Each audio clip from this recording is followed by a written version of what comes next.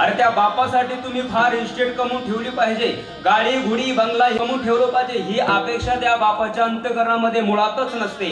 फक्त एक अपेक्षा त्या बापाच्या अंतःकरणामध्ये असते की माझ्या मुलांनी माझं नाव लौकिक करावं. कारण या जगाच्या पाठीवर सर्वात स्वाभिमानी जात कोणती असेल ना, तर ती फक्त आणि फक्त बापाची असते. कारण त्या बापाला तुम्ही गाडी दिली पाहिजे, चोपाळा टांगला पाहिजे, इस्टेट कमवून दिली पाहिजे, या गोष्टीची काहीच अपेक्षा नसते. फक्त आणि फक्त रस्त्याने जात असेल आणि जाता जाता जर कोणी विचारलं ना कोणाचा मुलगा आहे, तर छाती ठोकपणाने सांगता आलं पाहिजे की हा माझा मुलगा आहे.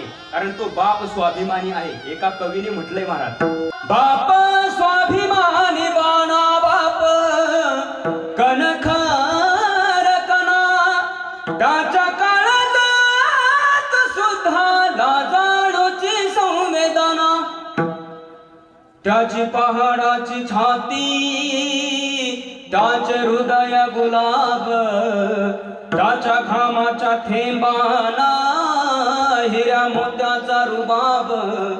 बाप तलवार ढाल बाप पेटती मशाल, बाप जागतो म्हणून घर झोपते खुशाल. अरे तो रात्रीचा दिवस दिवसाची रात्र हाडाचे काढ करत असतो, तो जागत असतो.